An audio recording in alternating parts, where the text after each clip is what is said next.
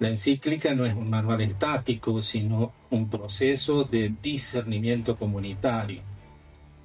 Una vez fijados los principios ontológicos, el Papa nos conduce por un análisis riguroso de la situación actual, un juicio ético sobre el paradigma tecnocrático y propuestas de acción urgentes para custodiar la persona humana. El transhumanismo busca de alguna manera amplificar las capacidades humanas, es decir, amplificar la visión, amplificar el oído, amplificar las sensaciones, es decir, potenciarlos, que sea mucho más de lo que nosotros podemos percibir naturalmente. Y el posthumanismo en realidad ya supera a la antropología o supera al hombre porque busca una hibridación entre el ser humano y la máquina. Tanto así que la máquina puede llegar a superar o ahogar lo humano. Es decir, eso es lo que propondría, digamos, estas miradas como lo auténticamente humano o lo más humano.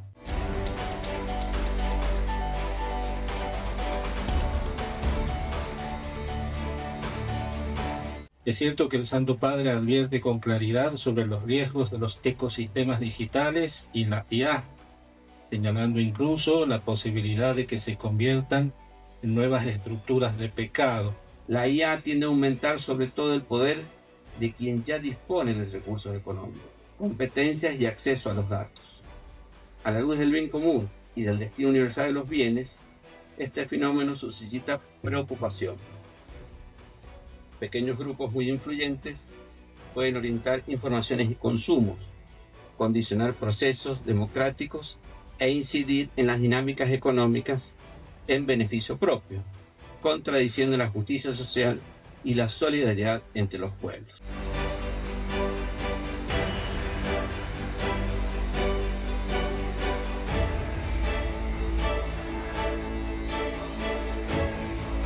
La encíclica rompe un mito acá muy instalado, la idea de que la inteligencia artificial, en este caso, es neutral. No es neutral. No es neutral porque los algoritmos son creados por personas. Los datos son seleccionados por personas. Los objetivos de los sistemas creados con inteligencia artificial son definidos por personas y cada persona los genera, los hace con valores, con intereses y visión del mundo que no tienen otras personas.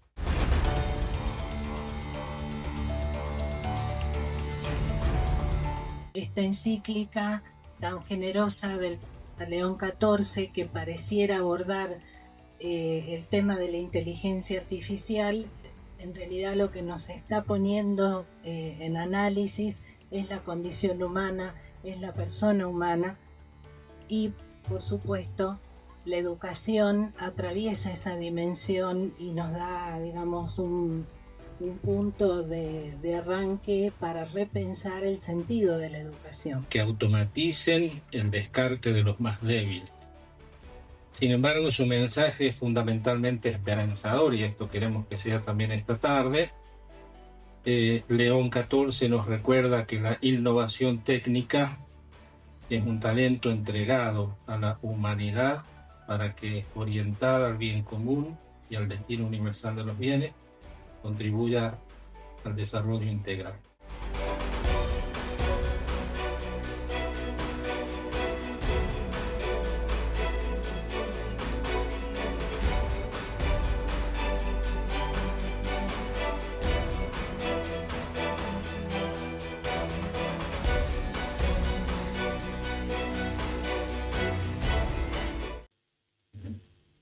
Muy buenas tardes, sean todos bienvenidos a esta actividad académica en la Universidad Católica de Cuyo, en este espacio que disfrutamos gracias a la generosidad de un gran bienhechor, el doctor Horacio Virela.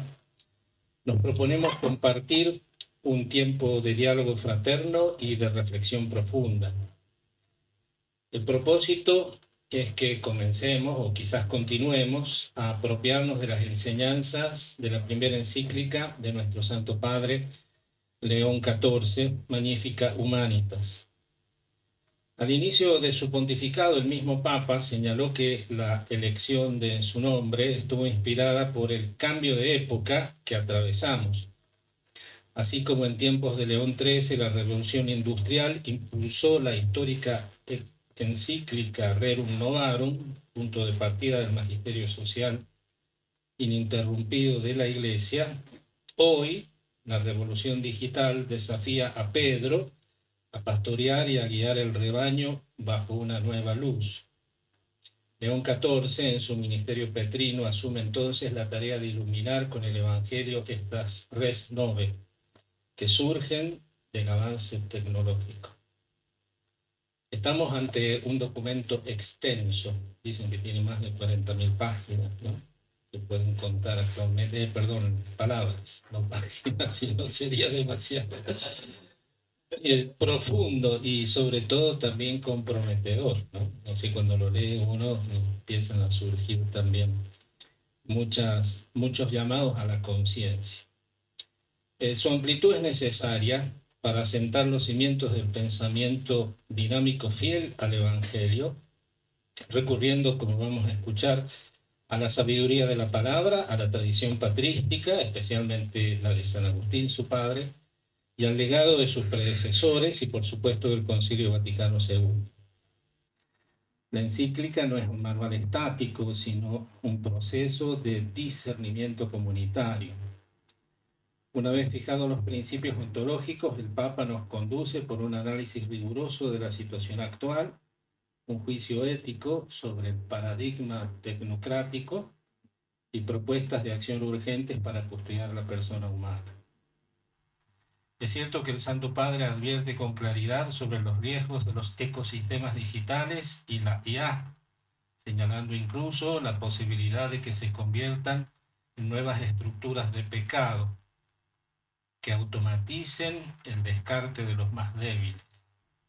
Sin embargo, su mensaje es fundamentalmente esperanzador, y esto queremos que sea también esta tarde. León XIV nos recuerda que la innovación técnica es un talento entregado a la humanidad para que, orientada al bien común y al destino universal de los bienes, contribuya al desarrollo integral. El eje central de nuestra jornada será recordar que frente a los sueños de autosuficiencia técnica no podemos apartar la mirada de la magnífica humanidad, esa obra de Dios que encuentra su revelación plena y su esplendor en Jesucristo. Como bien señala el documento, lo que salva a lo humano no es la potencia tecnológica, sino una relación que libera y una comunión que transforma. Explicamos un poco la dinámica de este panel. Procederemos de la siguiente manera: cada uno de nuestros distinguidos expositores, a los que desde ya agradecemos, expondrá su tema por un periodo de máximo de 15 minutos. Contaremos con la presencia del doctor Gabriel Aravena, quien nos guiará a través de la perspectiva filosófica y teológica del documento, el licenciado Andrés Bórbore, quien abordará el enfoque desde la doctrina social de la Iglesia y la gobernanza global. El doctor Claudio Larrea profundizará en el dinamismo antropológico y la ética de la IA, y finalmente la licenciada María Laura Simonazzi aportará sus reflexiones sobre la educación de la libertad humana en este momento particular. Y por supuesto la tarea de la universidad en esto. Y al final tendremos la ocasión entonces de un intercambio de ideas, preguntas y reacciones para enriquecer este discernimiento. Vamos a poner en la presencia de Dios que guía nuestras vidas, vamos a ofrecerle una Ave María a la Virgen para que nos acompañe el cantar. En nombre del Padre, y del Hijo, y del Espíritu Santo. Amén. Dios te salve María, llena eres de gracia, el Señor es contigo. Bendita tú eres entre todas las mujeres, y bendito es el fruto de tu vientre Jesús. Santa María, Madre de Dios, ruega por nosotros pecadores, ahora y en la hora de nuestra muerte. Amén. Muy bien, damos la palabra al doctor Gabriel Aravena, que nos va a presentar las perspectivas filosóficas y teológicas del documento. Muchas gracias, Padre. Muchas gracias a todos los que están ahora presentes. Se me ha propuesto dirigir la mirada hacia la dimensión filosófica y teológica de esta encíclica.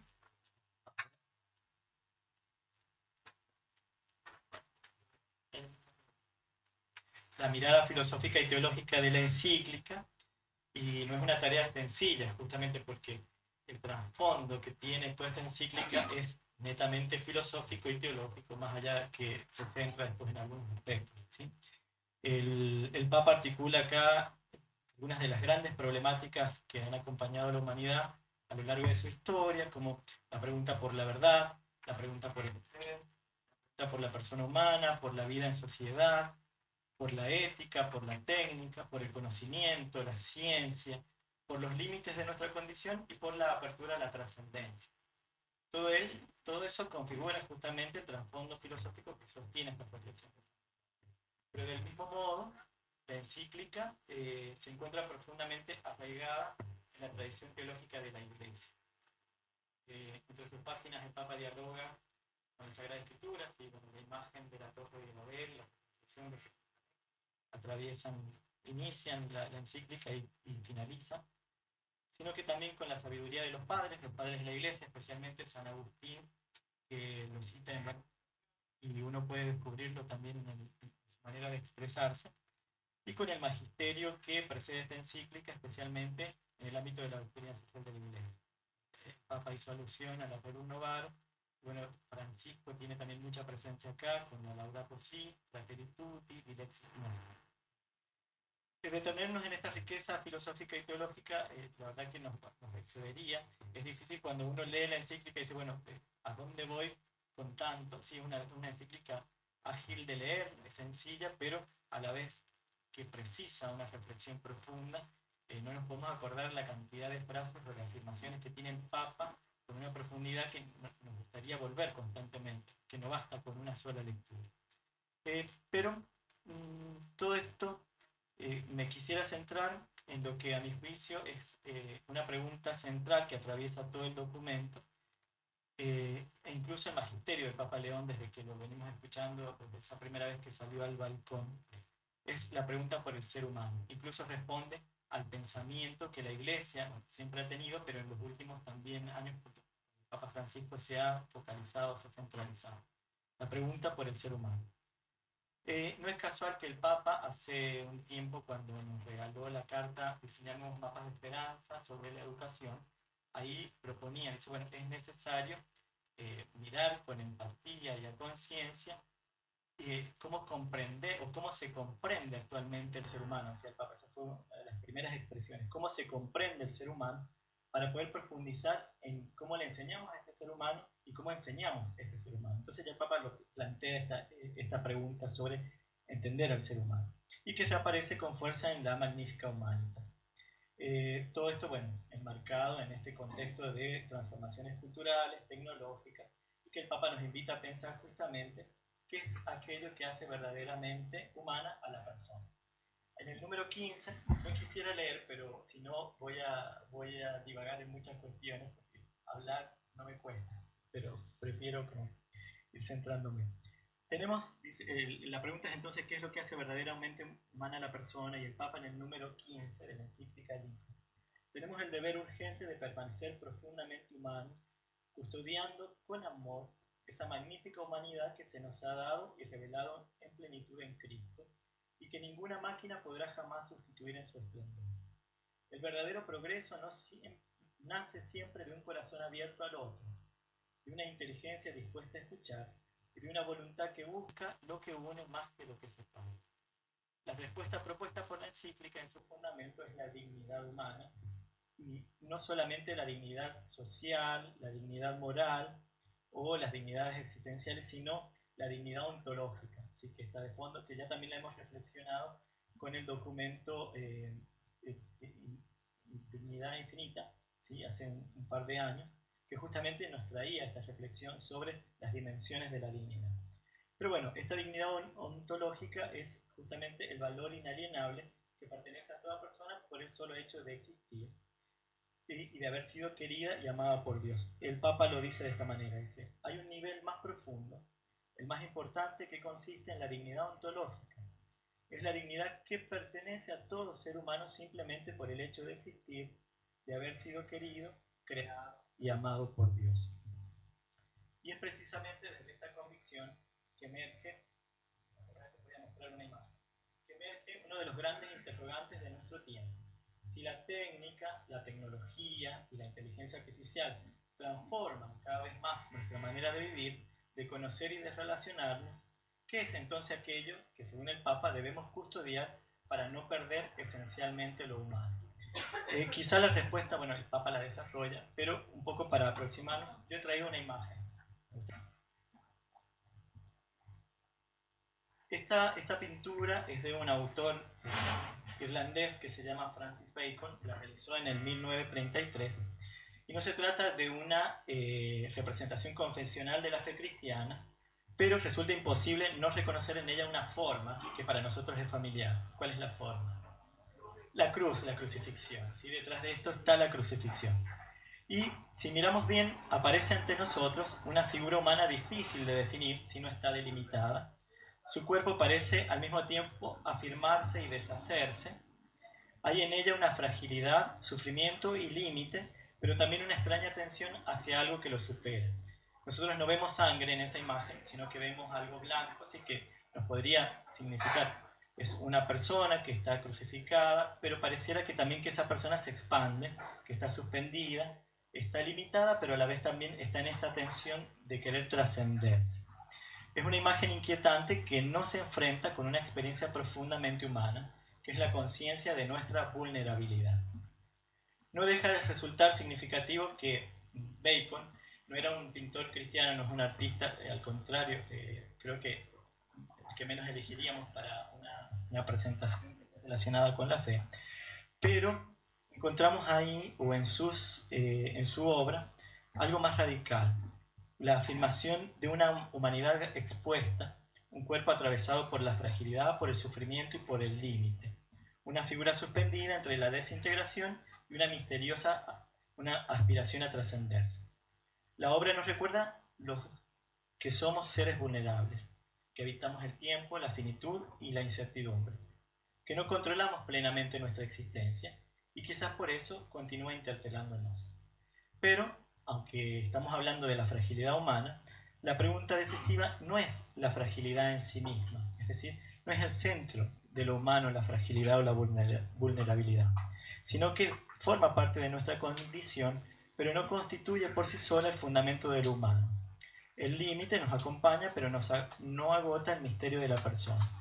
Y la pregunta que hace el Papa en función de esto, en el número 126, que yo he tomado como marco, es si existe un auténtico más humano, ¿dónde se encuentra? Entonces venimos pensando en que la inteligencia artificial, los avances tecnológicos quizás buscan dar respuesta a esta limitación humana, o incluso el ser humano busca de alguna manera superar esta limitación o esta vulnerabilidad. La enfermedad, la vejez, la muerte son quizá los tópicos o las experiencias que más nos atraviesan y que más nos hacen sufrir, y son hacia donde estamos apuntando y las que queremos superar. La obra de Bacon no responde a la pregunta ¿dónde se encuentra lo auténticamente más humano? Pero sí acá me gustaría traer la reflexión del Papa. Y dice el Papa en el número 118. Hoy nuestra relación con la vida parece estar en crisis. Todo lo que representa un límite, incapacidad, enfermedad, ancianidad, sufrimiento, vulnerabilidad, tiende a ser leído principalmente como un defecto que hay que corregir, más que como un espacio al que el ser humano madura y se abre a la relación. En cambio, dice, debemos recordar que el ser humano no florece a pesar del límite, sino a menudo a través del límite. Una visión de la realidad a la luz de la fe ayuda a reconocer lo que llamamos la contingencia de las cosas de este mundo. Si por un lado es necesario tratar de eliminar el sufrimiento que marca la vida humana, por el otro es sabio reconocer nuestra finitud constitutiva, sabiendo que la experiencia religiosa, en particular la fe cristiana, proponen habitar sin simplificaciones esta ambivalencia entre la grandeza y el límite de lo humano, interpretándola a la luz de la relación originaria y fundante en Dios.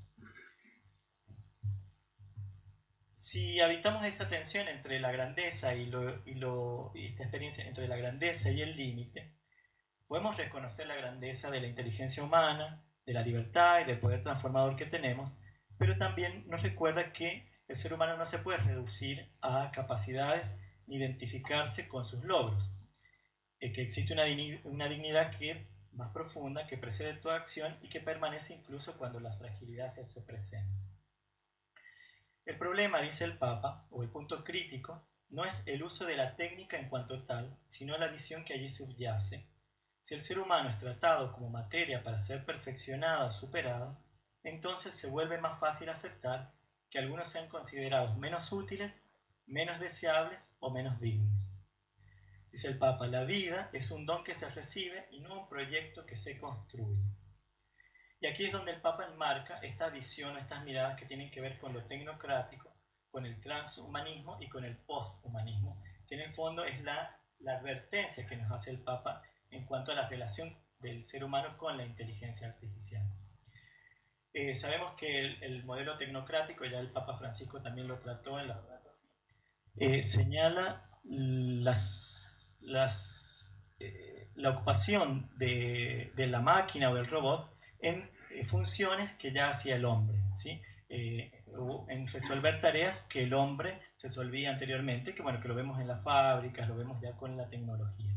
El transhumanismo busca de alguna manera amplificar las capacidades humanas, es decir, amplificar la visión, amplificar el oído, amplificar las sensaciones, es decir, potenciarlos, que sea mucho más de lo que nosotros podemos percibir naturalmente. Y el posthumanismo en realidad ya supera a la antropología o supera al hombre porque busca una hibridación entre el ser humano y la máquina. Tanto así que la máquina puede llegar a superar o ahogar lo humano. Es decir, eso es lo que propondría, digamos, estas miradas como lo auténticamente humano o lo más humano, ¿sí? Más allá de lo humano. Entonces, esta hibridación. Tenemos ejemplos muy concretos. Actualmente, hace poquito, en Las Vegas se realizaron los Enhanced Games, ¿sí? Son los juegos potenciados o los juegos mejorados. Es un paralelo a los Juegos Olímpicos, pero los atletas han sido todos intervenidos o han sido preparados no solamente con doping en cuanto a sustancias, sino también con doping tecnológico, es decir, han sido preparados con lo que han ido consumiendo, tanto también con los trajes que han utilizado. Si ellos han competido tanto en halterofilia, en natación, en levantamiento de pesas, y se ha visto, digamos, el cambio que tenían, pero incluso ha participado un nadador que estuvo en los Juegos Olímpicos y él ha roto su mismo récord, ¿sí? Su mismo récord por todas estas alteraciones que ha sufrido para poder lograr y mejorar. Este nadador ya no está dentro de las categorías que pueden participar en los Juegos Olímpicos, pero acá ha superado todas las expectativas, incluso superándose a sí mismo. También después, bueno, tenemos otros ejemplos que tienen que ver con el poder, el vínculo que tiene el cerebro también con la máquina, en cuanto que con ciertas funciones cerebrales nosotros podemos manejar una computadora o un brazo, ¿no? O un brazo robótico. Esto, bueno, está todo orientado a la mejora de la calidad, de la calidad de vida, sobre todo en personas que tienen dificultades en la salud. Pero sin embargo, el gran riesgo es que, y lo que está haciendo también la inteligencia artificial en lo cotidiano y que nosotros vamos recibiendo día a día con lo más sencillo que es un chat GPT, es decirnos o crearnos la conciencia de que podemos superarnos a nosotros mismos o que ya no es necesario complicarnos con resolver ciertas situaciones, ¿sí? Y para ir terminando, ya me están haciendo señas, quisiera volver un poco a la imagen de la crucifixión. El transhumanismo, el posthumanismo, la inteligencia artificial, la bioingeniería, la ingeniería del cuerpo, de alguna manera nos están llevando hacia un camino, no es esto un rechazo, sino la idea es poder entender e interpretar cómo ese ser humano se desarrolla dentro de estos marcos de avances tecnológicos. Pero la visión cristiana o la mirada cristiana en realidad nos muestra que ese más que humano está dado justamente en la cruz o en la crucifixión. Es decir, en esa imagen donde el hombre se une realmente con Cristo o con lo divino. Eso sería lo más que humano. El Papa señala específicamente ahí que el hombre es creado a imagen y semejanza de Dios, y justamente lo que nos hace más cercanos a Dios es la posibilidad de relacionarnos y la posibilidad de comunicarnos y amar. Y hacia ahí apunta después toda la reflexión práctica que hace el Papa en cuanto a la doctrina de la Iglesia, es decir, en cuanto a la exclusión, en cuanto al acceso también a estas tecnologías, en cuanto a no perder de vista justamente esto humano que es el encuentro con el otro, la aceptación del límite y justamente el poder cuidarnos también entre nosotros. Eso, a grandes rasgos, tengo mucho más para decir, pero bueno, la encíclica da también para mucho. La visión filosófica y teológica, justamente, o lo que el Papa está señalando acá, es una advertencia en cuanto a estas posibles miradas o estas maneras de comprender también al ser humano, que ya lo planteó con su carta sobre la educación. Bueno, gracias Gabriel. Hemos recorrido con Gabriel los principios filosóficos y teológicos, sobre todo subrayando fuertemente la dignidad ontológica del ser humano, la atención entre grandeza y límite, también la atención al transhumanismo y al poshumanismo, y este último punto, que no es menos importante, sino diríamos también quizás el más importante, es que no renunciamos al más humano, ¿no? Es decir, al plus ultra, como se solía decir clásicamente, sino que hemos de entenderlo muy claramente, ¿no? Y creo que además de las consideraciones filosóficas, para nosotros los cristianos el misterio del hombre recibe una nueva luz, porque hay un principio, ¿no? En la teología y en la antropología teológica, es que el misterio del hombre se esclarece a la luz del misterio del Verbo encarnado. Así que muchas gracias, Gabriel. Bueno, este documento el Papa lo inscribe, diríamos, en el catálogo de las encíclicas sociales, ¿no? Del magisterio social de la Iglesia. Así que bueno, este encuadre nos lo va a ofrecer ahora Andrés Bóldoli. Muy bien, muchas gracias. Lo primero es el carácter dinámico de la doctrina social de la Iglesia, es decir, y dice el Papa en el punto 17, las nuevas realidades exigen que esta enseñanza aborde cuestiones históricas a la luz de la verdad revelada. En este sentido, dice el Papa, la IA tampoco debe considerarse simplemente como un tema más a estudiar o una crisis a gestionar, sino más bien como un desarrollo que desafía las categorías de la doctrina social desde adentro, exigiendo su mayor desarrollo en fidelidad al Evangelio. Fidelidad y renovación se distinguen para integrar, no para confrontar dialécticamente. Fidelidad al mensaje, fidelidad al maestro, renovación en la mirada, en el abordaje a la realidad que ha cambiado. Y en ese sentido marca dos principios fundamentales del Papa, que son el diálogo con las ciencias humanas. La Iglesia, dice el Papa, considera a todos aquellos que buscan sinceramente la verdad, la bondad y la belleza como compañeros de camino, y los considera preciosos aliados, como decía el Papa Francisco en Evangelii Gaudium, o como decía el padre Fosbury, fundador de FASTA, mientras los científicos digan la verdad, no hay ningún problema. Entonces la Iglesia dialoga con las ciencias humanas. Y la doctrina social funciona o trabaja o se despliega como discernimiento compartido. Y aquí viene una frase suave pero potente. Es decir, que entendemos a la verdad, con mayúscula, a la verdad, como un don para compartir, y no como una posesión para ser monopolizada. Esta frase en otro contexto hubiese sido tremenda. Entonces, de esa manera, dice el Papa, se libera la Iglesia de buscar formas de presencias basadas en el poder. ¿Sí? Me impactó eso.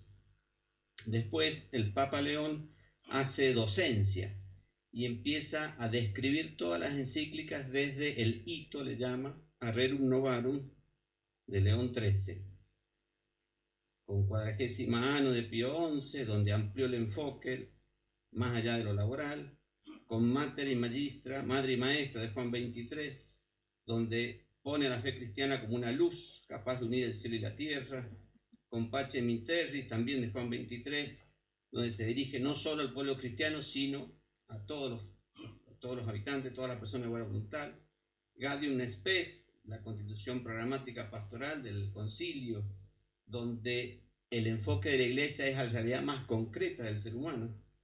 Pablo VI, con Populorum Progresso, donde describió el desarrollo como una transición de condiciones de vida menos humana a vida más humanas. 80º Adveniens de Pablo VI, a los 80 años de Rerum Novarum, a una sociedad postindustrial que cambió. Juan Pablo II en Laborem Exercens, donde presenta los salarios justos como medida para medir el sistema socioeconómico. En su Licito Rei, también social, y de Juan Pablo II, examinó el flagelo del subdesarrollo. En Centesimus Annus, a los 100 años de Rerum Novarum, el colapso del sistema soviético, el auge de la democracia y la economía de mercado. Caridad en la verdad de Benedicto XVI revalúa todo esto, de Populorum Progresso, interpretándolo a la luz de la globalización. Finalmente, el Papa Francisco invita a contemplar la historia a través de la lente de las esperanzas y vulnerabilidades humanas. En Evangelii Gaudium, en Laudato Si, ofreció el primer tratamiento sistemático significativo de la crisis ambiental en una encíclica social. En Fratelli Tutti buscó, con la amistad social y la fraternidad universal, revivir el sueño de una humanidad unida. Y en Dilexis Nos, cierra estas 3 encíclicas, mostró que estos importantes esfuerzos sociales no pueden separarse de una relación personal con Cristo. Todo eso dice el Papa en la encíclica. Nos ubica y nos sitúa para empezar a hablar de la inteligencia artificial. Y aquí un detalle que me parece importante es que pasamos de tardar 40 años entre Rerum Novarum y 40º Annus a necesitar encíclicas constantes en este siglo. ¿Por qué? Porque la tecnología hace que todo sea efímero debido a las permanentes actualizaciones. En la relación con el tiempo, como decía Gabriel, vemos claramente que la Iglesia se da cuenta de esto y permanentemente tiene la necesidad de ir aportando luz. Entonces dice el Papa que al considerar esta perspectiva histórica, la doctrina social de la Iglesia no es el resultado de un proyecto ideado en un escritorio, sino que es el producto de un proceso paciente en el que cada pontífice, junto con el Concilio Vaticano, aportó una contribución singular a la luz de las novedades de cada época. Después el Papa habla de fundamentos y principios de la doctrina social. El ser humano como imagen del Dios Trinitario, la igual dignidad de todos los seres humanos, el altísimo valor de los derechos humanos, los principios de la doctrina social, el bien común, destino universal de los bienes, subsidiariedad, solidaridad, justicia social, el desarrollo humano integral y un examen, un desafío, todo esto para la Iglesia. El Papa León marca en el punto 67, hoy entre los bienes que están destinados universalmente a todos, debemos incluir también nuevas formas de propiedad, patentes, algoritmos, plataformas digitales, infraestructuras, tecnologías y datos. Esos son nuevos bienes universales para toda la humanidad. Algoritmos, patentes, plataformas digitales, infraestructuras tecnológicas y datos. Es decir, que en la época del conocimiento y la tecnología estos bienes quedan concentrados en las manos de unos pocos, sin adecuadas formas de intercambio y de acceso. Entonces, de esa manera se crea un nuevo desequilibrio que contradice el destino universal de los bienes y alimenta la brecha entre incluidos y excluidos, entre quienes pueden participar en la revolución digital y quienes permanecen al margen. En ese sentido, el cuidado de la casa común y la responsabilidad hacia los pobres y hacia las generaciones futuras requieren que el uso de los bienes de la creación y de las nuevas posibilidades ofrecidas por la técnica esté regulado de tal modo que respete el ambiente y evite despilfarros y nuevas formas de estafa. Todo eso es textual del Papa. Y este destino universal de los bienes no es nuevo en nuestra doctrina jurídica, y lo traigo a referencia al doctor Aldo Coca, que fuera presidente de la Asociación Argentina de Derecho Internacional, pionero del derecho espacial, que hablaba del patrimonio común de la humanidad en tiempos desde la llegada del hombre a la Luna. Qué distinto hoy, donde la incursión espacial parece ser el proyecto personal de un magnate como Elon Musk. Entonces es mucho más difícil visualizar el destino universal de los bienes. ¿Sí? La doctrina del patrimonio común hoy está en tensión. En este sentido, se podría proponer una declaración de los datos y algoritmos esenciales como patrimonio común de la humanidad. Esa propuesta me la devolvió Gemini cuando le puse el documento. Declarar los datos y algoritmos esenciales como patrimonio común de la humanidad. Esto implicaría que ciertos modelos de IA fundacionales o infraestructuras de datos no puedan ser monopolizados de forma absoluta por patentes privadas.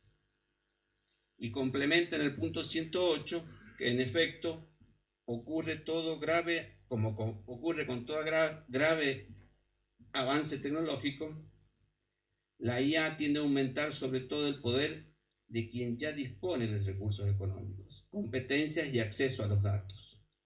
A la luz del bien común y del destino universal de los bienes, este fenómeno suscita preocupación.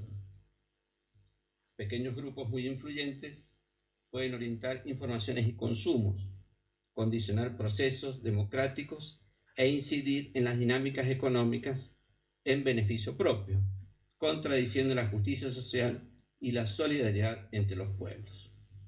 Para concluir en el punto 109, que los principios de la doctrina social nos ayudan a leer esta nueva realidad. En un mundo donde pocos sujetos concentran datos, capital informático y capacidad normativa, hablar de bien común significa desenmascarar esta nueva asimetría epistémica, económica y política, nombrando los nuevos monopolios de la IA. Es decir, desenmascarar esta asimetría epistémica es romper con el hecho de que unos pocos tecnócratas sepan todo de nosotros, mientras nosotros no sabemos nada de cómo funcionan sus algoritmos. Nuevamente, esa frase me la devolvió Gemini. Hablar de destino universal de los bienes significa encontrar modos de asegurar el acceso universal a las tecnologías y a la formación.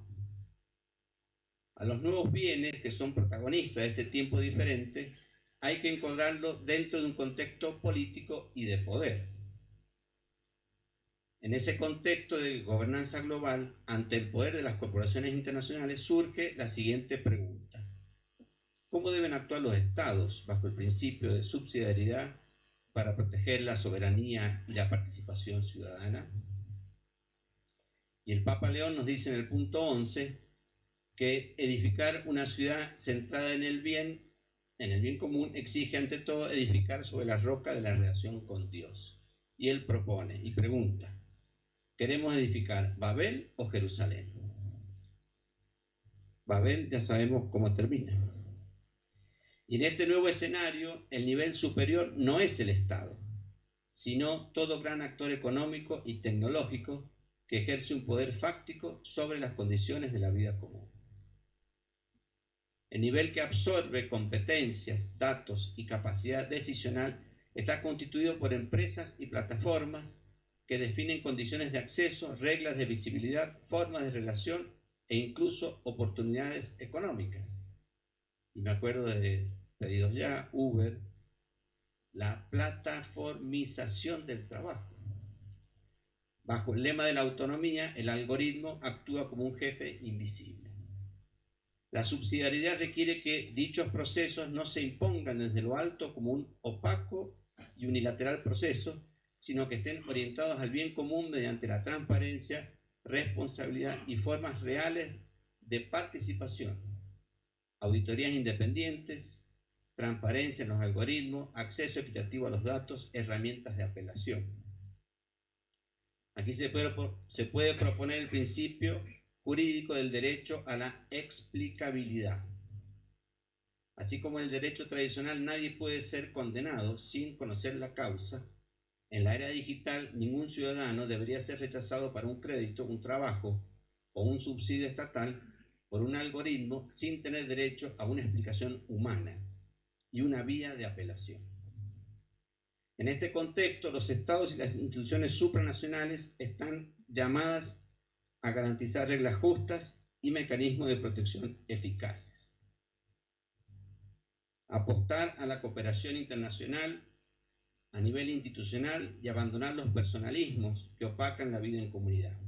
Hoy tenemos de moda personalismos revestidos de eficiencia y de éxito, frente a lo antiguo y lo lento del diálogo y la deliberación. Desde una perspectiva más profunda, en un sentido teológico de las relaciones humanas, cabe la pregunta de qué manera la IA puede generar nuevas estructuras de pecado, como mencionaba Gabriel, del aporte de Juan Pablo II.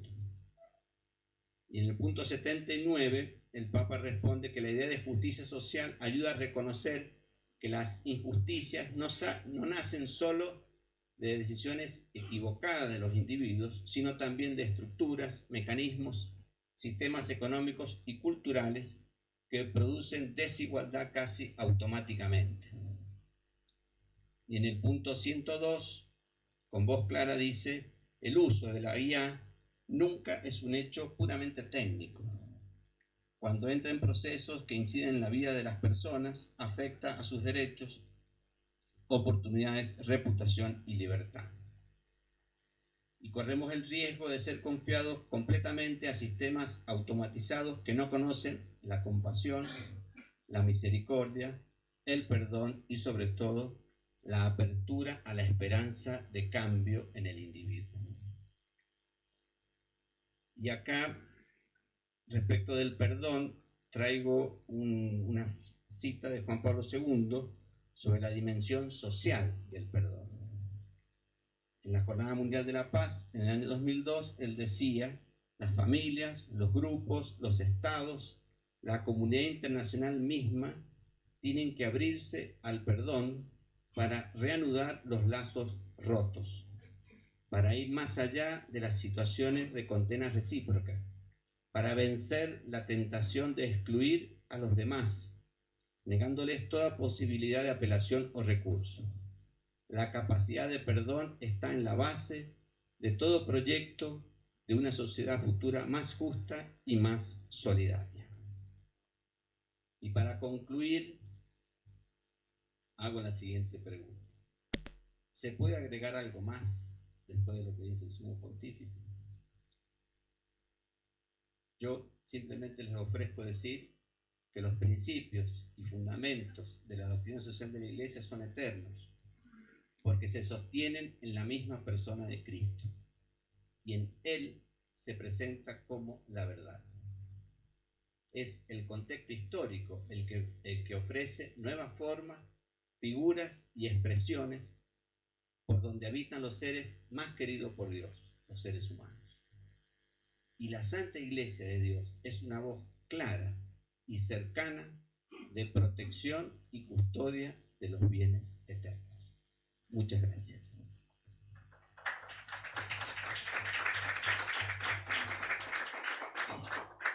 Muy bien, gracias Andrés.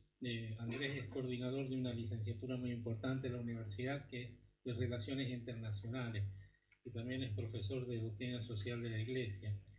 Y nos ha traído precisamente a la memoria los principales hitos de la doctrina social. El Papa, en cierto sentido, en todos los documentos, ¿no?, tiene un capítulo dedicado a recoger la memoria de todo lo que la Iglesia ya ha dicho sobre el tema que él quiere decir algo más, ¿no? En primer lugar, para darle no solamente el mismo fundamento que le dieron los antiguos pontífices, sino también para colocarse en la línea de esa tradición.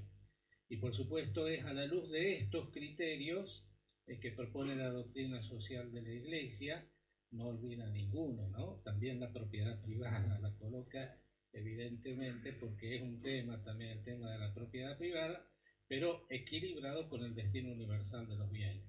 De hecho, en el principio de propiedad privada, la doctrina social de la Iglesia indica que sobre toda propiedad privada pesa una hipoteca social.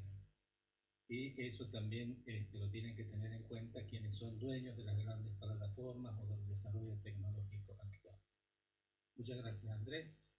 Bueno, y le damos la palabra ahora al doctor Claudio Larrea, que desde su experiencia también, sobre todo de investigador y actualmente encargado del Observatorio de Inteligencia Artificial de la Universidad, nos propone también esa otra parte que, como vamos a ver, bueno, aquí hago un adelanto, ¿no?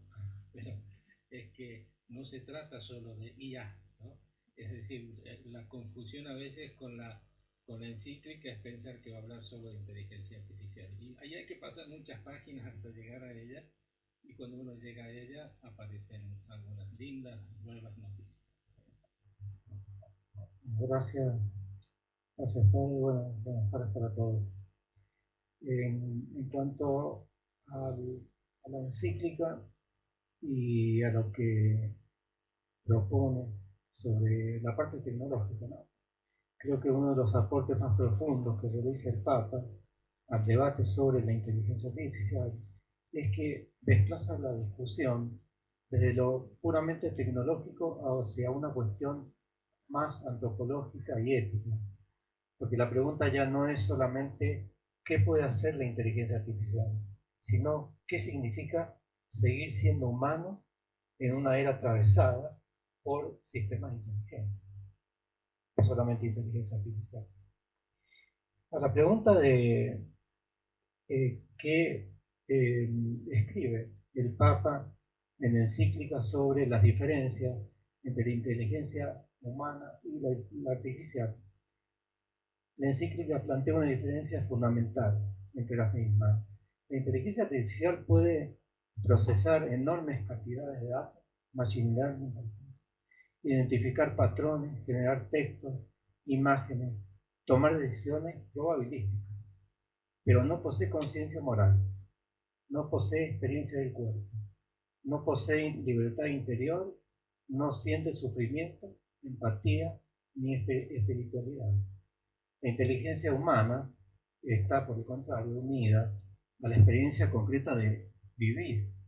Nosotros pensamos desde nuestra historia, desde nuestras emociones, nuestros vínculos, nuestro dolor, alegría, desde el amor, desde la responsabilidad ética.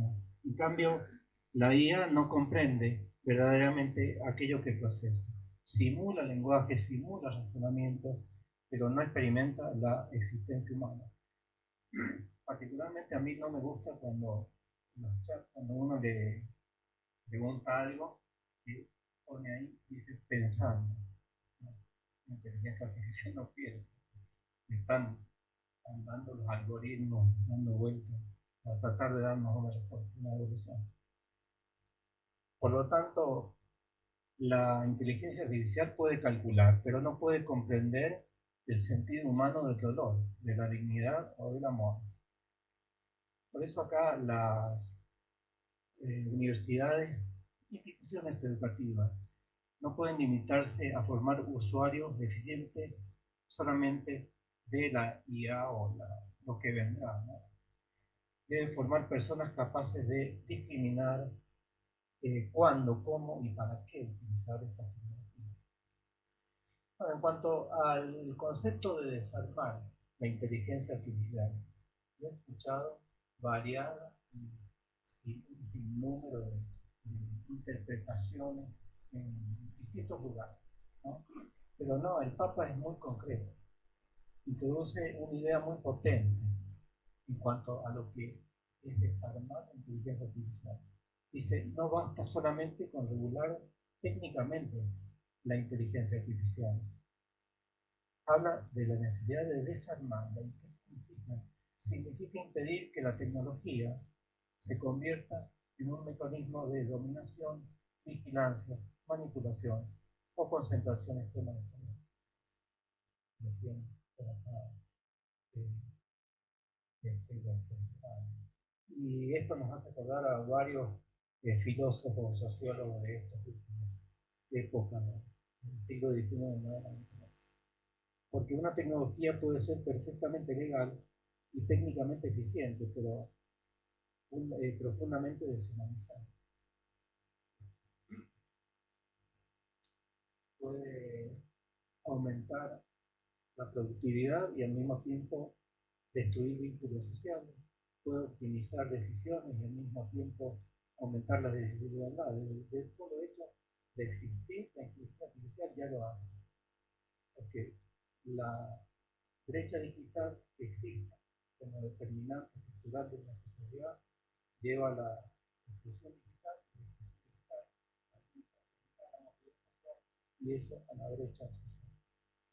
Puede generar beneficios económicos y al mismo tiempo deteriorar la dignidad humana.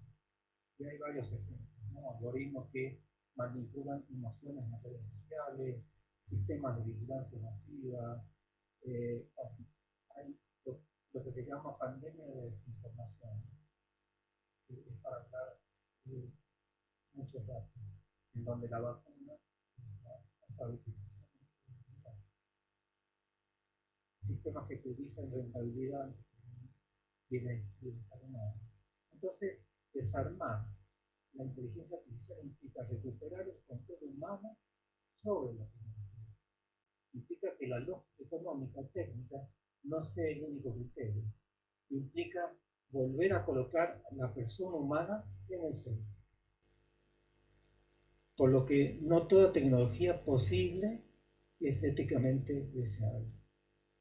Bueno, y otra afirmación que hace nuestro Papa en la encíclica, dice que la inteligencia artificial no es moralmente neutra.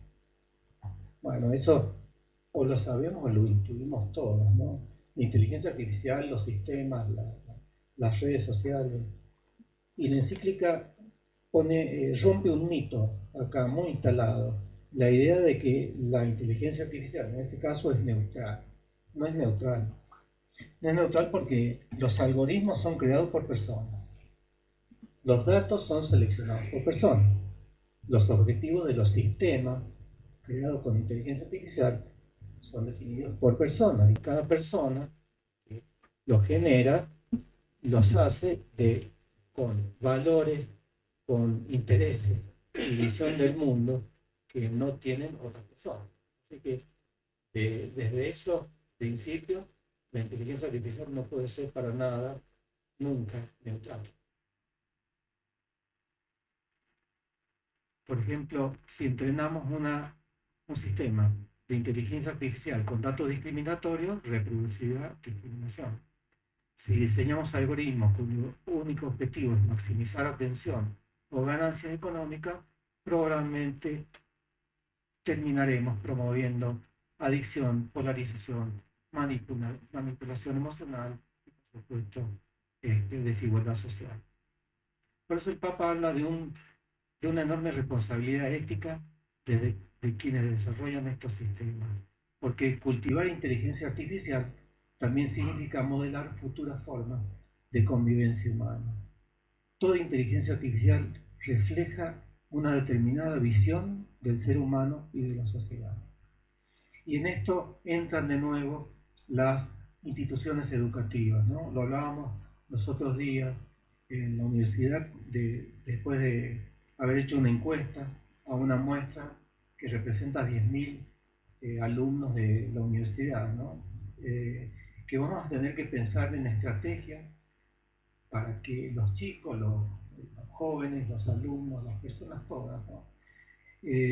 Puedan utilizar esta tecnología, pero con un pensamiento crítico, ético, reflexivo, y siempre para que sirvan, para que esa persona se convierta, se transforme o se vuelva una mejor persona y un mejor profesional, trabajador, etc.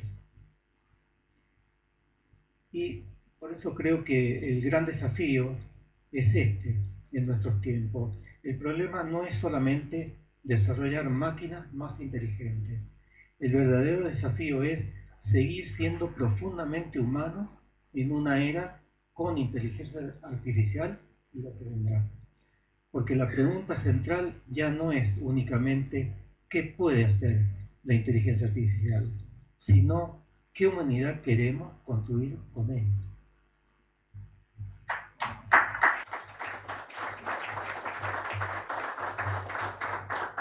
Muchas gracias, Claudio, sobre todo por subrayar esta diferencia radical entre inteligencia artificial y seres humanos, ¿no? Inteligencia humana.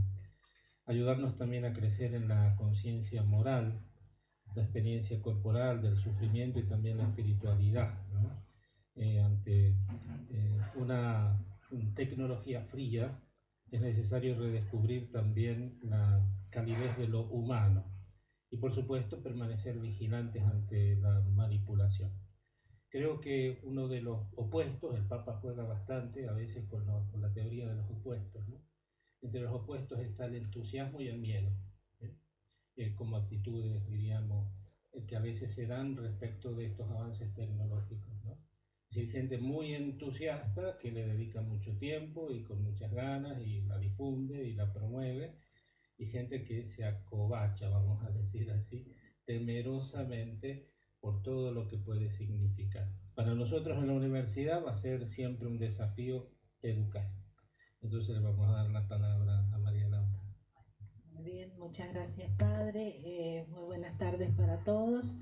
Y la verdad que es un placer poder ser parte de esta conversación, de este inicio, a lo mejor institucional, a nivel institucional, de conversar, reflexionar sobre un documento que, como bien se planteó esta tarde, es complejísimo, trascendental para la misión educativa que tenemos como universidad y que nos brinda un marco de análisis de todo lo que estamos haciendo, proyectando, planificando en las instituciones educativas como nuestra universidad y en la humanidad en general.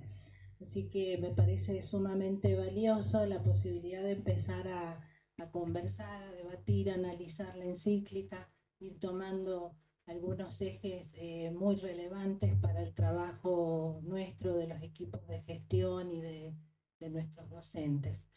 En lo particular, la dimensión que voy a abordar en la conversación es la dimensión educativa, como bien se planteó desde el inicio. Esta encíclica tan generosa del Papa León XIV, que pareciera abordar el tema de la inteligencia artificial, en realidad lo que nos está poniendo en análisis es la condición humana, es la persona humana, y por supuesto la educación atraviesa esa dimensión y nos da, digamos, un punto de arranque para repensar el sentido de la educación.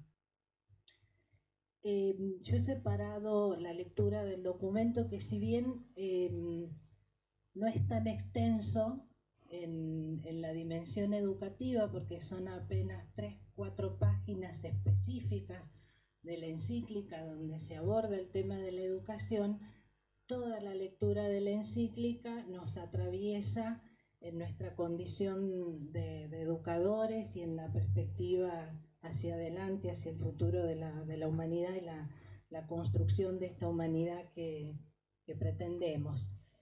Creo que una pregunta que en el caso particular orientó toda la lectura es cómo hacemos para educar la libertad humana en la era de la inteligencia artificial y todo lo que vendrá. Y esto nos lleva necesariamente a replantearnos el sentido de la educación en un sentido amplio. Creo que uno de los aportes más importantes de la encíclica es desplazar este foco desde las capacidades de las máquinas y todo lo que pueden llegar a generar, para depositarlo en la dignidad de la persona y en la responsabilidad que tenemos respecto de eso. Y el Papa León sin duda no está preocupado por la IA ¿no? Más allá de todo lo que este escenario puede generar a futuro, o ya está generando, sino que está preocupado por nosotros mismos, por la humanidad, y qué tipo de personas estamos formando para convivir con estas nuevas tecnologías y con la inteligencia artificial en todos los órdenes de la vida. Y ahí aparece el desafío que es profundamente educativo, porque tenemos un avance rapidísimo, exponencial de las tecnologías que van invadiendo todos los órdenes de nuestra vida y van normalizándose los procesos de cómo accedemos a la información, cómo naturalmente damos por válida todo lo que uno consulta en el chat GPT o en todas las aplicaciones inteligentes que ahora tenemos, sin mediar a veces ningún proceso de reflexión ni de discernimiento, de juicio crítico, de revisión, de confrontación, de análisis, de diálogo, que es lo que caracteriza a la educación y al aprendizaje. Entonces, necesitamos fortalecer estas capacidades que son específicamente humanas, que ninguna herramienta de inteligencia artificial o tecnológica puede reemplazar, como bien se planteó, que tiene que ver con la libertad, con el discernimiento, la responsabilidad, la búsqueda de la verdad y esta capacidad que tenemos los seres humanos de construir en comunidad. En definitiva, entonces, la educación sigue siendo el espacio donde vamos aprendiendo cómo orientar la tecnología, el uso de la IA y todo lo que vendrá hacia el bien común. Ese es un primer eje que me parece fundamental. Como segundo eje, este tema de la educación para el discernimiento. Hay una frase en particular de la encíclica que me tocó abordar dentro de los contenidos para esta charla, que me parece que es muy reveladora y que es una de las ideas incluso más originales de este documento que nos propone León XIV, cuando afirma que educar en el uso de la IA implica educar para decidir cuándo y para qué no utilizarla. Esta es una afirmación que nos atraviesa a los educadores, porque hasta este momento nos hemos preocupado en brindar herramientas para la alfabetización tecnológica, para que nuestros estudiantes, nuestros futuros profesionales sepan utilizar la inteligencia artificial, pero ahora esto gira un poco la injerencia fundamental que tenemos desde la universidad en buscar entonces cuáles son aquellas cuestiones que no deberíamos delegar en la inteligencia artificial, cuáles son aquellas cuestiones en donde nosotros tenemos como seres humanos la necesidad de ocuparnos en primera persona y necesidad de brindar ese andamiaje de discernimiento, de juicio crítico, de ejercicio de nuestra libertad individual y personal para entender estos algoritmos, estas decisiones que están tomándose desde otros sectores de la sociedad o de personas en particular y que pueden condicionar nuestra conducta, nuestras decisiones, nuestras responsabilidades. Entonces, enseñar cuándo y cómo no utilizarla, ¿no? Hoy entonces vemos que no alcanza con enseñar a utilizar las herramientas inteligentes, sino que tenemos que formar personas que puedan discernir, que puedan preguntarse cuándo usar una tecnología, para qué usarla, qué decisiones no deberían delegar completamente en la IA, qué capacidades humanas debemos seguir cultivando personalmente. La verdadera alfabetización digital entonces no consiste en aprender a utilizar la tecnología, sino en conservar la capacidad de pensar críticamente frente a ella. Un tercer eje que me pareció fundamental para nuestra institución universitaria. Tiene que ver con la verdad, de la cual también se habló más temprano, la búsqueda de la verdad, y un tema que empieza a aparecer con esta cultura de la inmediatez, que tiene que ver con los tiempos largos del pensamiento y de los procesos de aprendizaje. La encíclica nos advierte sobre un fenómeno que estamos ya, por supuesto, todos percibiendo cotidianamente, que tiene que ver con la cultura de la inmediatez, donde el mundo parecería que requiere respuestas inmediatas hacia casi todo. Parece que todo está disponible de manera instantánea, el conocimiento está accesible de manera instantánea en cualquier plataforma, con el acceso a través de cualquier dispositivo. Y sin embargo, las preguntas importantes siguen necesitando tiempo. El aprendizaje sigue necesitando tiempo y llegar a la verdad requiere estudio, dedicación, confrontación, investigación, debate, análisis, tiempo para comprender. Entonces, esto me pareció especialmente valioso de la postura de León XIV, poner también en foco esta rapidez que se nos demanda en forma permanente de respuestas, que puede terminar debilitando, dice el Santo Padre, el deseo de formular preguntas. Y bueno, todos los educadores sabemos, y desde la pedagogía en particular, lo importante que son las preguntas para acceder al aprendizaje y para lograr aprendizajes significativos. Entonces, nuevamente, la misión particular que esto requiere para las universidades. En esta sociedad donde la información es abundante, el valor diferencial de la universidad no consiste solamente en transmitir conocimientos, y esto lo repetimos a diario, impacta en el rol de cada uno de nosotros y por supuesto en el rol de los docentes. Nosotros tenemos que enseñar a interpretar los conocimientos, a jerarquizarlos, a relacionarlos, a ponerlos al servicio de las personas y de la sociedad. Y quizás una de las mayores responsabilidades de nuestras universidades sea también custodiar estos tiempos largos del pensamiento, que siguen siendo indispensables para aprender y para acceder a la verdad. Ese creo que es un enorme desafío que vamos a afrontar desde las universidades. Y el cuarto eje, que lo plantea también el Papa León XIV como un precepto y como parte de, digamos, de la solución a la diversidad de desafíos que tenemos, tiene que ver con la alianza educativa en la era digital.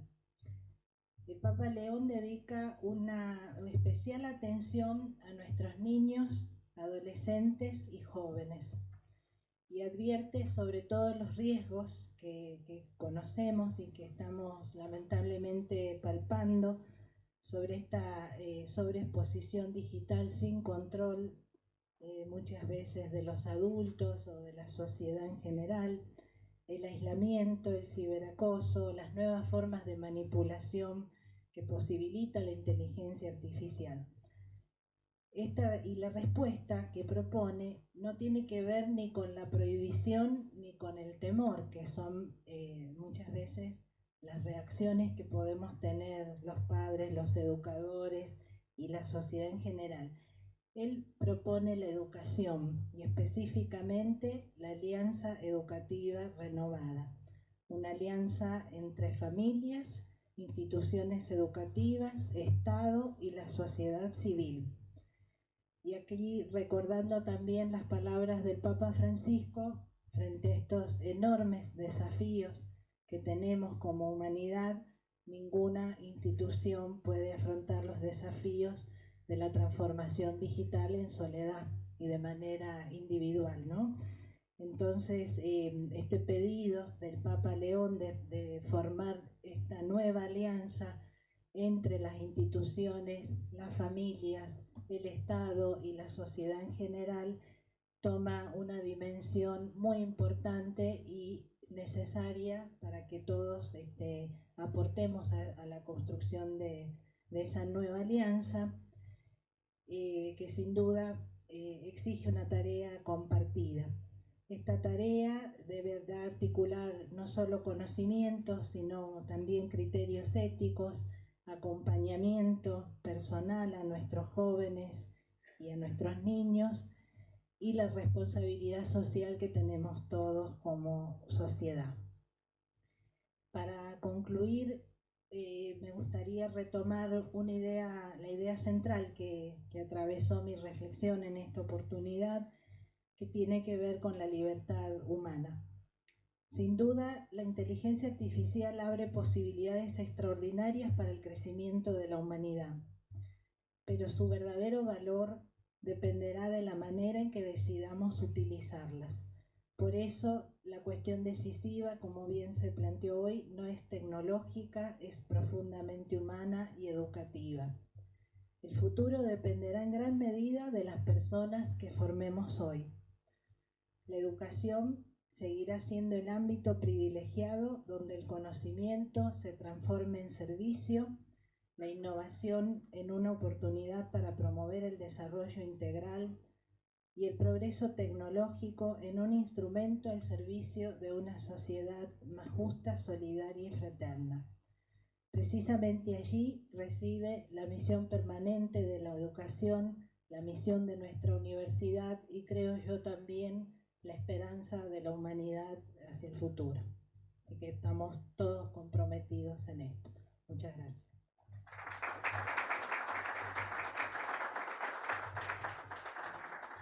Bueno, muchas gracias María Laura. Nos ha propuesto el cambio del paradigma educativo, ¿no? Educar para decidir cuándo y para qué no utilizar la inteligencia artificial. También este hermoso elogio del tiempo largo frente a la inmediatez, ¿no? Creo que es muy interesante. Aquí encontramos nosotros en esta misma casa un hermoso testimonio, todos esos tomos de la historia de San Juan que escribió don Horacio Videla se deben justamente a los tiempos largos del pensamiento, ¿no? Y qué importante que nosotros podamos también agradecer a ustedes que han tomado este buen consejo del Santo Padre y han tomado el largo tiempo del pensamiento, de la reflexión para proponernos este momento. Sin lugar a dudas, la universidad debe seguir siendo intérprete de la verdad y ayudar sobre todo a educar, a interpretar, jerarquizar y proponer también el conocimiento al servicio del bien común, ¿no? Y esta propuesta de la alianza educativa creo que es muy, muy, muy positiva. Es decir, no se tratará nunca de la imposición de restricciones, ¿no? No se trata jamás tampoco de las prohibiciones. En una época pasamos por la iglesia el famoso index, ¿no? Es decir, los libros prohibidos, ¿no? Evidentemente nada mejor que formar una mente clara, amante de la verdad, apasionada por el bien, deseosa también de servir. Bueno, renovamos nuestro aplauso a los expositores, ¿no? Y a su esfuerzo. Muchas gracias.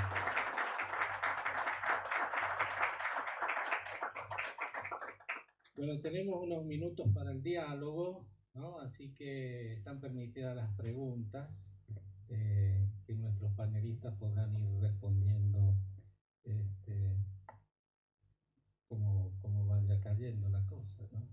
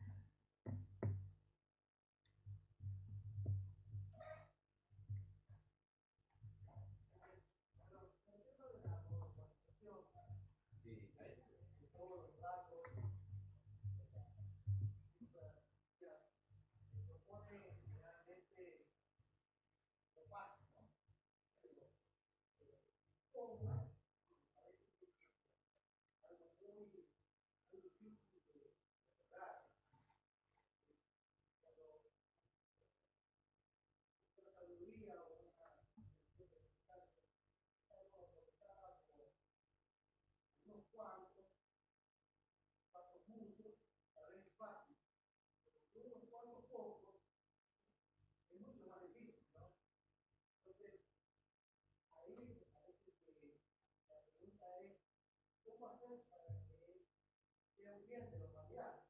No el bien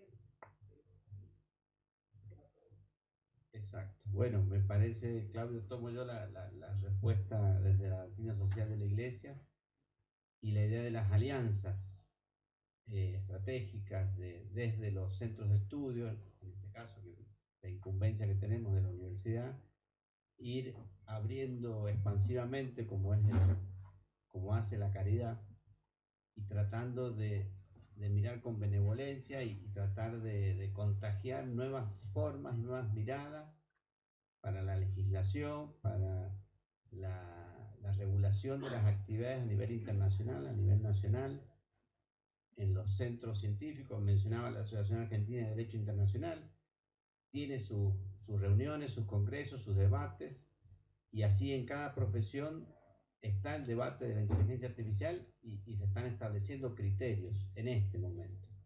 Entonces ahí debemos estar presentes como testimonio cristianos de fe, acompañando y, como dice el Papa, dialogando con los compañeros de camino de buena voluntad, aunque no sean hombres de fe, pero que quieran llegar a la verdad, al bien, a la belleza, y son nuestros aliados para ir trabajando estas cosas. Yo lo entiendo por semejanza, digamos, el monopolio existió siempre en diferentes aspectos de la vida y se generan leyes antimonopolio. En Estados Unidos es muy fuerte las leyes antimonopolio. Bueno, aquí creo yo que por ahí va esa semejanza. Ese monopolio que se generó antiguamente nunca fue tan poderoso. Nunca. Exacto. Ahora el mundo se ha vuelto un pañuelo y son muy pocos los que manejan esta ley, como dijeron recién, el tema de que no saben absolutamente todo de nosotros y nosotros nada de ellos. Eso es terrorífico, ¿no? Claro. Se puede usar hasta lo que sea. Es más, se está usando. Pero uno habla sobre un tema y parece que el teléfono no te escucha. De repente empieza a aparecer la publicidad de la zapatilla que viste, es la cosa del otro, que yo no sé si no está probado o no, pero realmente pasan cosas que uno lo pone en alerta, ¿no? ¿Estoy comprando lo que quiero o estoy comprando lo que otro tipo quiere? Australia hizo una experiencia para que menores de 16 años no puedan tener redes sociales. Inglaterra hace poquito aprobó lo mismo. Bueno, digamos, están tomando medidas porque esto no puede quedar así tan libremente y hagan lo que ustedes quieran. Hay una custodia mínima del ser humano que está presente. Si me permiten, en la presentación de la carta encíclica, no sé si se acuerdan ustedes, el panel fue amplio y también incluyó, ¿no? Un empresario, un miembro de una corporación que trabaja en inteligencia artificial, ¿no? Su intervención es muy cortita pero muy significativa, ante todo porque agradece haber sido convocado y por otra parte agradece que el Papa alce la voz proponiendo también esta reflexión ética, ¿no? Y creo que el Vaticano ha hecho muy bien, sea en convocarlo que, por lo que dicen, seguir trabajando también a ese nivel, ¿no? A nosotros nos tocará quizás trabajar a niveles concretos, como es la educación, o como decía Andrés también, influyendo positivamente en aquellos que tienen la función de legislar, ¿no? A veces también no solamente parte del Ejecutivo puede proponer una ley o parte del Legislativo, sino también los ciudadanos pueden proponer leyes. Muy bien. Comentarles también la trascendencia, digamos, y cómo nos vamos a ir involucrando necesariamente en este tipo de cuestiones. Desde la universidad, que formamos parte de algunas redes interinstitucionales, entre ellas el CRUB, que nuclea las universidades privadas del país, la Red de Universidades Católicas de Argentina, la RUC del Cuidado de la Casa Común.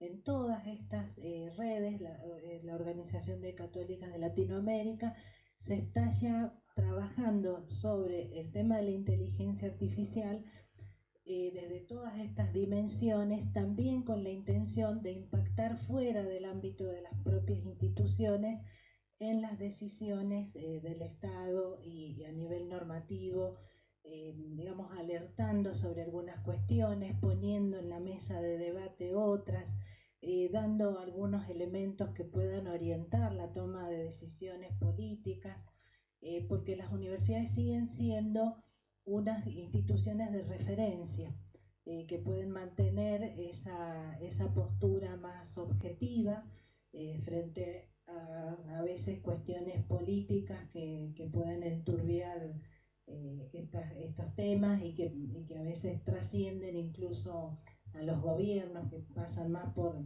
empresarios determinados y demás.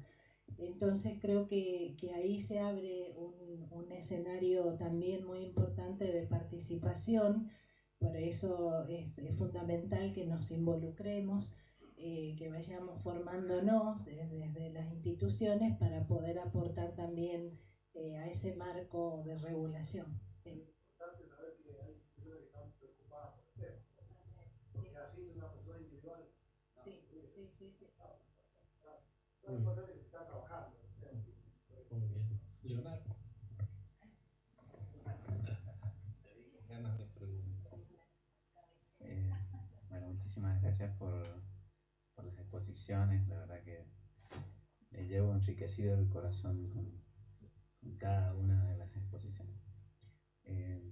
Bueno, hace ya un tiempo con un grupo de amigos nos juntamos una hora a estudiar sobre las aplicaciones de la IA en nuestra vida cotidiana y nos va surgiendo la pregunta, nos tomamos 10 minutos para reflexionar y escribir sobre cuál es nuestro vínculo con la inteligencia artificial en la semana, con el cual ha sido. Y bueno, y después cada uno va exponiendo a lo que se va animando, ¿no? Y quería como trasladar esa pregunta tal vez a este ámbito más de universidad y pensado ya desde los ámbitos de la gestión de la universidad. ¿Cuál debería ser nuestro vínculo con la IA como personas que están en la gestión, liderando otras personas? Algunos tips para aprovechar la potencialidad y bueno, y qué recomendaciones hay como para advertir que eso tiene un límite, ¿no? No sé si me explico con la pregunta. Y el uso significativo. La pobreza es una consecuencia de la limitación en la movilidad social, y la movilidad social tiene distintos determinantes estructurales. La educación es mandante, las políticas públicas, quintiles de ingresos de los hogares, etc. Pero la dimensión digital se ha hecho ahora muy fuerte, contestándole también a la pregunta anterior. Y entonces los tips y están, Leonardo, en que hay que enseñar, educar, capacitar a los chicos, a los jóvenes, a los grandes, a las personas, a que hagan un uso significativo de la tecnología. ¿Y eso qué significa? Que no basta con aumentar el ancho de banda, con distribuir dispositivos por los estados, no estoy hablando de ninguno en particular, o utilizar inteligencia artificial o lo que vendrá, si no hay una capacitación y concientización de que eso debe servir para educarse más, para tratar de entrar al mercado laboral o trabajar más o mejor, para producir, vender o participar de una vida ciudadana digital que este siglo XXI nos ha confinado, ¿no? Entonces, el uso significativo es hacia donde hay que apuntar. Que no se utilice todas estas tecnologías para un uso, si se va a aumentar el ancho de banda y se va a distribuir dispositivos para que los chicos se reúnan digitalmente, suban fotos, hablen con los amigos, eso no es un uso significativo. Entonces, los estados, las instituciones educativas, las familias tienen que concientizar, capacitar, comprender este uso de las nuevas tecnologías. Mi pregunta va más que nada más interna de la universidad. ¿Cuál es cuál es la recomendación a seguir internamente? ¿No? Y no tanto a los alumnos, sino más al equipo, porque sabemos que los alumnos por la investigación que se viene haciendo ya la usan, tal vez requieren de esa orientación, pero no sé si los equipos de gestión la usamos tanto como los alumnos, o para qué la deberíamos usar, si es que la debemos usar, y qué cuidado debemos tener. No, está buena la inquietud, Leonardo, porque es algo creo que a desarrollar en la universidad, porque nosotros deberíamos poder generar algún marco normativo del uso de la inteligencia artificial en diferentes actividades de la universidad, la gestión, la investigación, la docencia, en fin, que tenemos que sin duda trabajar internamente como para poder brindar ese marco inicial. Y luego, bueno, iremos también ajustando en función de lo que cada uno va advirtiendo, las necesidades, los requerimientos. Esto de poder compartir criterios también con otras instituciones me parece que va a ser muy relevante, o sea, no solo mirar la universidad hacia adentro, esto es un esfuerzo permanente que me parece que vamos a tener que hacer, sino mirar el conjunto para entender todo el potencial que podemos genuinamente utilizar de las nuevas tecnologías de la IA aplicada a todas estas dimensiones, como los resguardos o el necesario cuidado o resguardo a nivel institucional de los procesos, de los datos, de la información, de las competencias que a veces se ponen en juego y de nuestros estudiantes, docentes y estudiantes. También creo que ahí con los docentes es un tema muy especial a trabajar puntualmente con ellos, porque son los que van a afrontar como primera línea la necesidad imperiosa de integrar inteligencia artificial en sus actividades, pero también se van a empezar a encontrar desarmados, sin herramientas para poder dilucidar cuándo sí, cuándo no, en qué tipo de actividades y demás. O sea, es un testeo que me parece que tenemos que hacer al interior de la universidad y acompañar este desarrollo de los docentes también, la formación. Bien. Creo que también agrego un poquito a esto, ¿no? En cualquier herramienta en la que nosotros podamos utilizar, sea para crear textos o ayudarnos a elaborar documentos de gestión, deberían estar siempre nutridos, ¿no? Hay inteligencias que permiten nutrirse de documentos, en primer lugar de esta encíclica, diríamos, ¿no? Pero también de nuestros estatutos, de nuestras normas, de nuestros principios éticos, ¿no?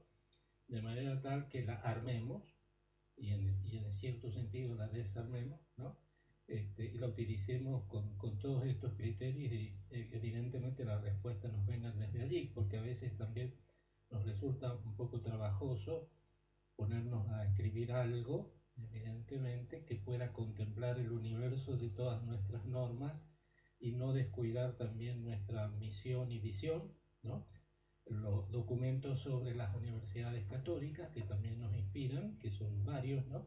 Y además de esta carta encíclica hay documentos precedentes, ¿no? De otro grado de magisterio, pero ya hizo Gabriel mención a Dignidad Infinita, Antiquat Nova y luego también Quo Vadis Humanitas, ¿no? Estos tres documentos precedentes a esto son muy importantes para tenerlos en cuenta en cualquier caso que querramos utilizar la inteligencia artificial para diseñar algo que nos ayude a interiorizarnos en ello, ¿no? Bueno, como estamos todos preocupados, ¿no? por compartir el café que enseguida viene, y después vamos a cerrar este momento con un video que ha sido el video de la presentación de en español, ¿no?, de la carta encíclica elaborado por el Dicasterio para las Comunicaciones de la Santa Sede, que es muy bueno, no sé si lo han visto, lo volvemos a ver en todo caso, y luego los vamos a invitar así a la biblioteca a compartir un café y continuamos charlando.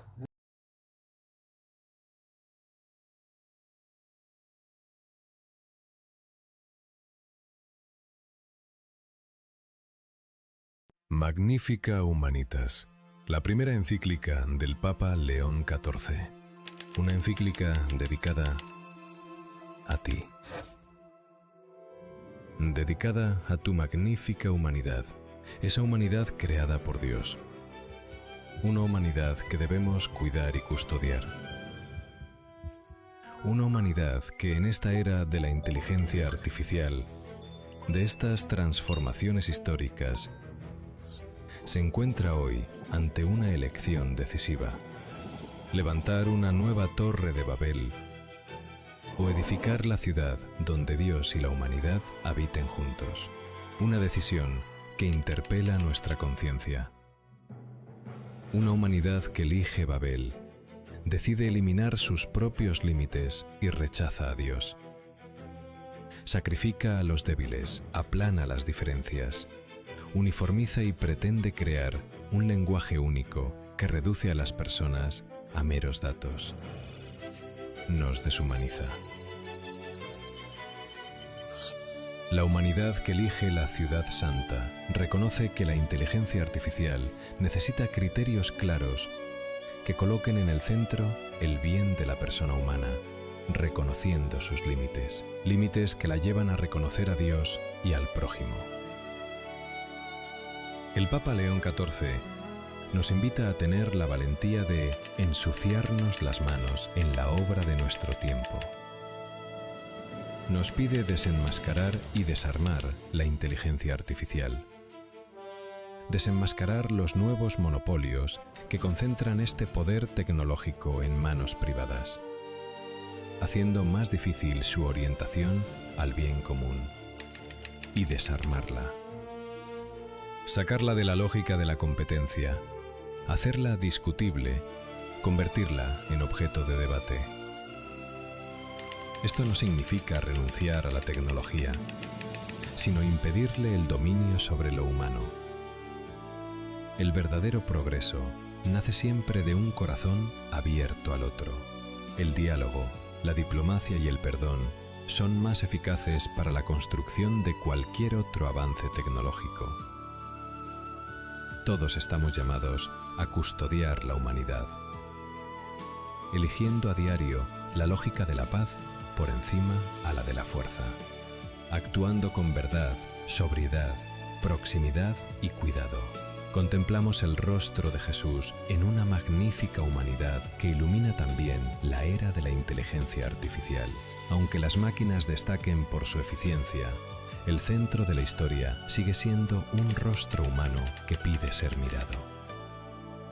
Cuidemos las relaciones, cuidémoslas con ternura, atención y bondad. Cuidemos de nuestras comunidades, fomentemos las oportunidades de encuentro, de visitas a quienes están solos, acerquémonos a los pobres. La cultura digital multiplica las conexiones, pero el corazón humano conserva una necesidad insustituible de cercanía real. Cuidemos nuestra magnífica humanidad. Cuando miro al cielo todo es nuevo con su luz.